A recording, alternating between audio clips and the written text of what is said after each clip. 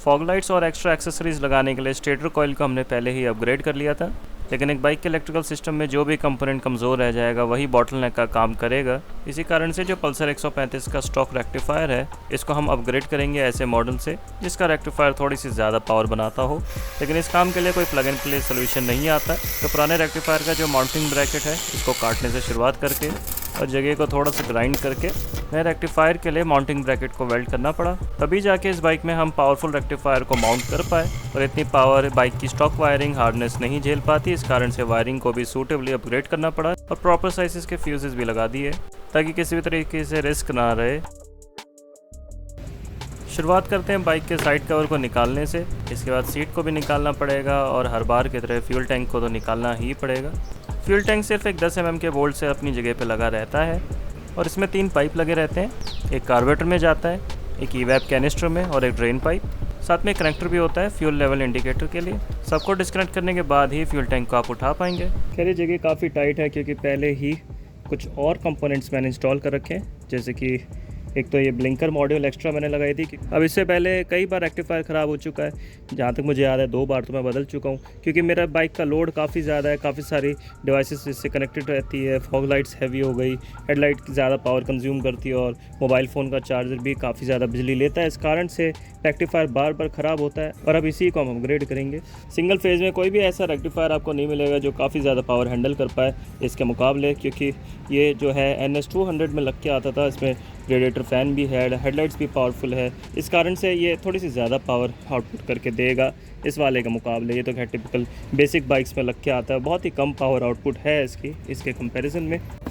कुछ इस तरीके का रेक्टिफायर है। ये पूरी एल्युमिनियम बॉडी है, इसकी वेरॉक की ब्रांडिंग है, क्योंकि वेरॉक कंपोनेंट्स मैन्युफैक्चर करता है बजाज की बाइक्स के लिए। ये इसी की सब्सिडियरी है। इसमें 4 केबल्स आपको दिख पा रही है।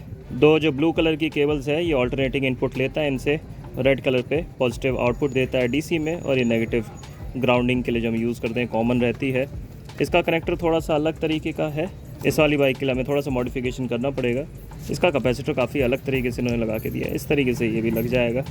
एक ब्रैकेट भी लिया मैंने इसके साथ ताकि इसको मैं माउंट कर पाऊँ।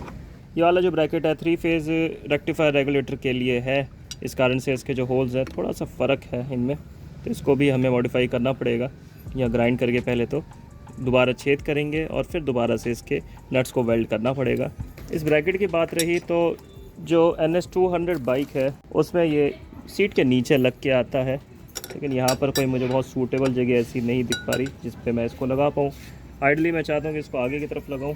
फ्यूल टैंक के नीचे सारे इलेक्ट्रिकल कंपोनेंट्स इसलिए लगाना अच्छा रहता है क्योंकि यहाँ नॉर्मली पानी नहीं जाता अनलेस आप बहुत बुरे तरीके से बाइक को धोते हैं तो। लेकिन जो स्टॉक रेक्टिफायर का ब्रैकेट है उसको काट के निकालने के बाद पता चलेगा कि इसमें असल में कितनी जगह हमें मिल पाती है नए रेक्टिफायर को इंस्टॉल करने के लिए।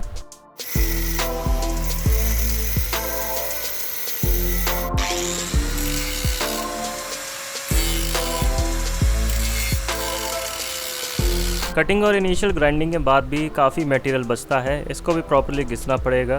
बस ये ध्यान रखना पड़ेगा कि फ्रेम बिल्कुल भी ना घिसा जाए, नहीं तो स्ट्रक्चर वीक हो जाएगा बाइक का।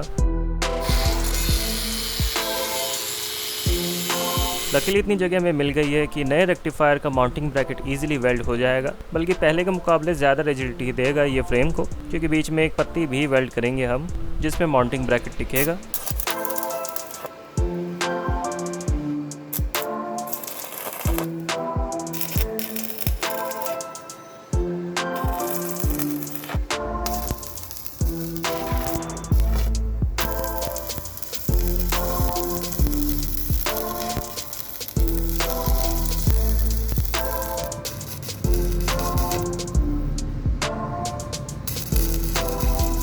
इतनी वेल्डिंग की खैर इस पर ज़रूरत नहीं थी, लेकिन जितना अच्छे से वेल्ड हो सका मैंने कर दिया। अच्छे से स्लैग साफ़ करके मैंने देख लिया है वेल्ड्स मजबूत हैं।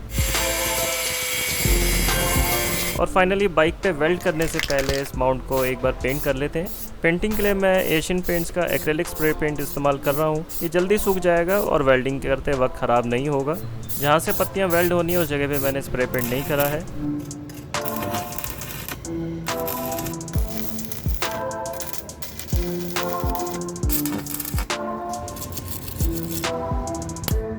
खैर एक अनाड़ी वेल्डर के लिए वेल्ड्स बुरे नहीं है, और उम्मीद है इससे बाइक के फ्रेम में और ज़्यादा रिजिडिटी ही आएगी। पूरा अब ये कंप्लीट हो चुका है। इसको वेल्ड करने के बाद अच्छे से मैंने पेंट कर दिया ताकि बिल्कुल भी जंग आने का चांस ना रहे। ऊपर जहाँ से मैं स्प्रे कर पाया स्प्रे कैन की मदद से मैंने कर दिया, और नीचे की तरफ एक पेंट ब्रश से थोड़ा थोड़ा टचिंग कर दिया। ये कंपोनेंट है इस पर बिल्कुल परफेक्टली अभी फिट होएगा। रेक्टिफायर को माउंट करने के लिए 10 mm के 2 बोल्ट्स का मैं इस्तेमाल कर रहा हूँ। अब क्योंकि ये जो पुराना रेक्टिफायर था इसके सॉकेट का साइज़ थोड़ा सा अलग है इस वाले के कंपैरिजन में, जिसमें कि ऑल्टरनेटिंग वोल्टेज जो ये लेता है यहाँ से लेता है और पॉजिटिव ये इस रेड सॉकेट पे देता है। नेगेटिव की जो ग्राउंड है ऑलरेडी इन्होंने कॉमन ले ली है इसमें, वहीं इस वाले रेक्टिफायर में नेगेटिव इन्होंने इसमें ही दिया हुआ है। ग्राउंडिंग के लिए बाइक का जो नेगेटिव होता है ऑलरेडी इस पर लग चुका है, लेकिन बाकी जो कनेक्टर्स हैं उसको हमें इस रेक्टिफायर पे किसी तरीके से मैनेज करना पड़ेगा लगाने का। सॉकेट में से कनेक्टर को निकालने के लिए एक बारीक पेचकस का आपको इस्तेमाल करना पड़ेगा, और इस कनेक्टर को अगर थोड़ा सा दबाएंगे तो पीछे से ही ऐसे ही सरक के निकल जाता है। ये मैंने निकाल लिए है। मार्केट में काफ़ी ढूंढने के बाद भी मेल स्पेयर टर्मिनल्स मुझे नहीं मिले, और पुरानी दिल्ली में भी जब मैंने पता करा तो 1000 पीसेस की पैकिंग थी इन टर्मिनल्स की, जो कुछ ज़्यादा ही थी मेरे लिए। इस कारण से एक ब्रास की शीट लेके उसमें से मैंने टर्मिनल्स बना लिए। खैर क्रिम करने से पहले इनको एक बार हीट करके इनका टेम्पर उतारना पड़ा मुझे, क्योंकि क्रिम करते वक्त ये क्रैक हो रहे थे। खैर बाद में ये ठीक काम कर गए। नए रेक्टिफायर की जो केबल्स है काफ़ी हैवी गेज की है, और टर्मिनल्स भी थोड़े से हैवी हो गए थे, इस कारण से थोड़ा एफर्ट करना पड़ा मुझे सॉकेट में इनको डालते में। कभी भी अनब्रांडेड फ्यूजेस ना लगाएं। लिटिल फ्यूज और प्रोटेक्ट्रॉन दोनों OEM सप्लायर्स हैं इंडिया में जो ऑटोमोटिव सेक्टर में अच्छी क्वालिटी के फ्यूजेस देते हैं। इन फ्यूजेस की रेटिंग एक्यूरेट होती है, जिससे 5 एम्पेयर का सपोज आप फ्यूज़ अगर लगाते हैं तो एक्चुअली वो 5 एम्पेयर के लोड पे फ्यूज़ होएगा, बजाय किसी अनब्रांडेड या लोकल फ्यूज़ आप इस्तेमाल कर रहे हैं उसके, जो कई बार डबल करंट गुजरने पर भी फ्यूज़ नहीं करता। रही बात बाइक की वायरिंग हार्डनेस की, चूहों ने कई बार वायरिंग को काट दिया था, जिसकी वजह से कई जगह से मैंने नई केबल्स डाल के वायरिंग को रिपेयर करा था। तो जब भी मैंने नई केबल्स डाली है थोड़ी हैवी गेज की ही डाली थी, फ्यूचर के अपग्रेडेशन को ध्यान में रखते हुए। अब इतनी मेहनत करने के बाद कुछ इस तरीके से ये पार्ट लग के दिख रहा है, और मैं कह सकता हूँ बिल्कुल कंपनी फिटेड पार्ट लग रहा है देखने में। सारे रिलेज और कनेक्टर्स के लिए जगह ठीक ठाक है। रेक्टिफायर के चारों तरफ इतना क्लियरेंस रहना चाहिए कि कोई भी वायर या कोई भी कनेक्टर इससे टच ना हो, क्योंकि पूरा ही ये एल्यूमिनियम का बना हुआ है। इससे पता चलता है कि काफ़ी हीट करता है, क्योंकि एल्यूमिनियम की हीट सिंक इसको ठंडा करने के लिए होती है।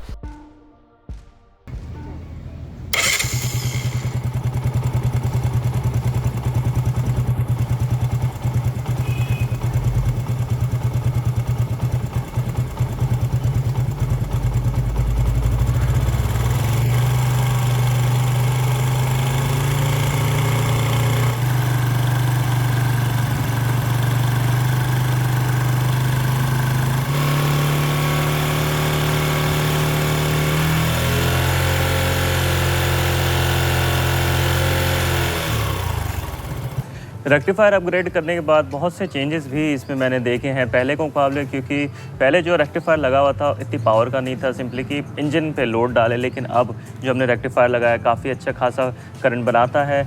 इस कारण से पहले के मुकाबले 1 किलोमीटर माइलेज घट चुकी है इस मोटरसाइकिल की।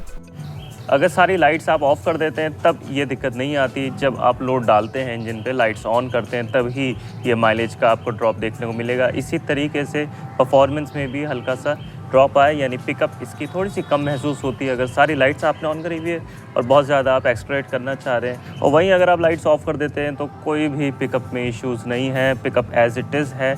बस डिपेंड ये करता है कि आपने लाइटिंग ऑन रखी हुई है कि नहीं। वैसे तो कम से कम लाइटिंग की ज़रूरत रहती है, नेसेसरी लाइट जलाने की ज़रूरत ही नहीं पड़ती ज़्यादातर केसेस में, अनलेस हाईवे पे बहुत अंधेरा है, रोड पे जैसे विजिबिलिटी पुअर है, तभी सारी लाइट्स को आपको ज़रूरत पड़ती है चलाने की। पहले क्या होता था, आइडल पे जैसे इंजन को छोड़ते थे हेडलाइट्स ऑन करके, तो उतने जल्दी इंजन हीटअप नहीं होता था। अब सिग्निफिकेंटली ये जल्दी हो जाता है, मैंने देखा है। जब इसकी पावर टेस्टिंग कर रहे थे हम क्लैंप मीटर लगा के, फॉग लैंप्स और हेडलैम्प सब कुछ ऑन करके जब हम बना रहे थे वीडियो, तब इंजन काफ़ी जल्दी हीट कर गया था। इस कारण से अब पहले के मुकाबले हीटिंग ज़्यादा हो रही है, क्योंकि कॉइल अब नेचुरली जब अगर करंट बना रही है डबल पहले से, तो हीटिंग भी उसकी ज़्यादा होएगी। और इंजन को भी आइडल पे पहले के मुकाबले ज़्यादा एफर्ट करना पड़ रहा है, क्योंकि सारा इलेक्ट्रिकल सिस्टम अगर 300-400 वाट्स का लोड डाल रहा है तो इससे ज़्यादा ही पावर इंजन को लगती है इतनी पावर आउटपुट जनरेट करने में। सेफली हम यह अंदाज़ा लगा सकते हैं कि कम से कम आधा हॉर्स पावर से लेकर 1 हॉर्स पावर तो इस मोटरसाइकिल का इलेक्ट्रिकल सिस्टम ले जाता है इंजन से। और ये एक छोटा सा इंजन है 135 सीसी का, जो केवल 14 हॉर्स पावर बनाता था BS3 वेरिएंट में। BS4 में तो खैर ये और कम ही बनाता है। लेकिन इस सब के बावजूद बहुत ही अच्छा मॉड रहा ये, किसी भी तरीके इस पर रिलायबिलिटी के इश्यूज़ नहीं है, कोई भी और इफेक्ट मैंने इसमें नोटिस नहीं करा जिससे किसी भी तरीके से दिक्कत आए। बिल्कुल परफेक्टली अब ये काम कर रहा है और अब ये सारा जो मॉड था पूरा हो चुका है इसमें, क्योंकि शुरुआत हमने स्टेटर कॉइल से करी थी, फिर रेक्टिफायर अपग्रेड करा, फॉग लैम्प्स अच्छे पावरफुल लगा लिए, हेडलैम्प तो खैर पहले ही लगा लिया था। कभी भी स्टेटर कॉयल अगर अपग्रेड करते हैं आप अपने इंजन में, तो इस बात का ख्याल रखें कि इंजन ऑयल जो आप इस्तेमाल कर रहे हैं अपनी मोटरसाइकिल में वो भी अच्छी क्वालिटी का आपको डालना पड़ेगा। अगर मिनरल ऑयल पहले इस्तेमाल करते हैं तो कोशिश करें सेमी सिंथेटिक इंजन ऑयल इस्तेमाल करें। इससे अगर किसी भी तरह की ओवर हीटिंग होती है इंजन में तो इंजन ऑयल हैंडल कर लेगा और इंजन को अच्छी कूलिंग देगा। पर्सनली मैं मोतुल का 7100 सिंथेटिक इंजन ऑयल इस्तेमाल करता हूँ। इससे बेहतर इंजन ऑयल इस प्राइस पॉइंट पे मुझे अभी तक नहीं मिला। मुझे उम्मीद है वीडियो आपको पसंद आई होगी। अगर आपके कोई भी सवाल है मोटरसाइकिल के इलेक्ट्रिकल सिस्टम के अपग्रेडेशन से जुड़े हुए, कमेंट्स में ज़रूर पूछ सकते हैं मुझसे।